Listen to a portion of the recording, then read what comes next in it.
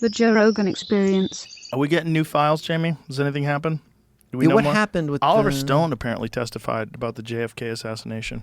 What does he know? How does he know He knows stuff? everything about it. How does he know? He's literally a warehouse of information on the JFK assassination. Before the podcast, during the podcast, after the podcast, he wouldn't stop talking about it. Is it Terrence Howard information? No, no, it's Oliver Stone. He's a brilliant guy.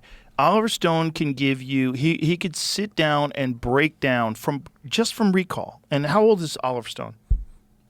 This is late 70s, So- I think. Like complete recall of dates, times, who was involved, who they worked for before this happened, who Kennedy had fired, why they were on the Warren Commission report, what the Warren Commission report's objectives were, who was influencing it, who saw the gunshots in the grassy knoll, how did they die in mysterious circumstances. He he's like rattle it all off the top of his head. And he's like He tells Congress to reinvestigate the 1963 assassination, starting at the scene of the crime. Like, I'm telling you, man, the movie he did is, great movie. Kevin Costner, wonderful movie. But talking to him about it is where you really freak out. Like, this guy has been studying the JFK assassination forever. And he thinks it was a CIA or hit or something? No one knows. And until you get all these files, no one's going to know. There was- And even once you get all these files, what is it going to how you're still going to connect dots. And it's not like there's a page 24, Mike did it. Fucking right, Mike. right. Yeah, Mike was in the grassy knoll. I told him, shoot that Irish cocksucker, he's going to rob us. Like, no, there's none of that. You're going to get certain details that weren't available before for national security reasons or for whatever, but if they had made some sort of a declaration that Kennedy was a problem that needed to be removed, that would be like as close to a smoking gun as you would get. But they could probably get away with saying things like that in 1963, especially like people that worked they were doing nutty shit in 63, like really nutty shit. Like that's the same year as Operation Northwoods, right? That's the same year. One? Operation Northwoods was this crazy idea that was drummed up. It was a false flag idea that was drummed up and literally signed by the Joint Chiefs of Staff. Like they gave this a green light and then vetoed by Kennedy. And what they were going to do is they're going to have a bunch of false flag attacks. Like they were going to blow up a jetliner and they were going to blame it on Cuba. And they were going to arm Cuban friendlies and bomb Guantanamo Bay. They were going to literally kill American citizens.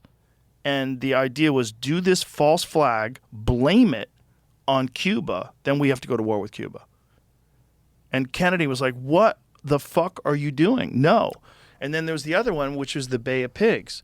So they informed Kennedy about the Bay of Pigs. Apparently they informed him about it like late in the process. And he denied them air support. So the whole plan of invading Cuba, the Bay of Pigs, was dependent upon air support. They didn't get air support because Kennedy said no to it. So all these people died that didn't have to die. Yeah. All these American soldiers died that didn't have to die. And my friend Evan Hafer from Black Rifle Coffee, he had a very good point. He said, like, if you wanted to look at someone who had a bone to pick, who was like a hardened killer, like those guys who got stranded at that beach, those would be the kind of guys that would want to kill Kennedy. Like, there's probably a lot of people that wanted to kill Kennedy. There's probably the mob wanted to kill him because the mob got him in. The whole thing that happened with Illinois, like him winning Illinois. Right, yeah, I heard about that. Very shaky stuff, right? Very shaky election. So the mob got him in, and then his brother starts going after the mob. Yeah. They're like, hey, fuckface. Like, what kind of deal is this? And then he's trying to get rid of the CIA. He wants to get rid of all these, like he gives that speech about privacy, about having these private groups and having secrecy and secret societies. Have you ever seen that speech about secret societies? That Kennedy made? Yeah. No. It's really creepy. He's talking about how secret societies are repugnant and that he's essentially calling out the shadow government. He's calling out all these people that are involved in these organizations, literally from like Yale, like the Skull and Bones that they're all in. All these creepy frat boys join the Skull and Bones. And then one day they wind up ruling the world. Like it's kind of Harry Potter-ish. It's bizarrely, on the nose as far as what it is. But he was calling that stuff out in the 60s as well. And then they kill him. And then you don't hear a peep about any of that stuff anymore. And we will get to the John Larroquette story, just anybody listening. Let's we listen will to Kennedy get to it. talk about secret societies. I want to see that, yeah. Secret societies. Era secret societies. It's a very Skull and creepy bones. speech when you think about the fact that they killed him like less than a year later, I believe. What about the back and the left? This is what I heard. I don't know any information. But in Oliver Stone, he was like, back and to the left. Back and... But someone was saying, no, your head would do that because it like... From the shot from the back, your head would like recoil back. I don't know anything. Well, we could look at that too. Let's hear it. The speech that killed him about secret society. Gentlemen, the very word secrecy is repugnant in a free and open society. And we are, as a people, inherently and historically opposed to secret societies, to secret oaths, and to secret proceedings. We decided long ago that the dangers of excessive and unwarranted concealment of pertinent facts far outweighed the dangers which are cited to justify it. Even today, there is little value in opposing the threat of a closed society by imitating its arbitrary restrictions. Even today, there is little value in ensuring the survival of our nation if our traditions do not survive with it. And there is very grave danger that an announced need for increased security will be seized upon by those anxious to expand its meaning to the very limits of official censorship and concealment.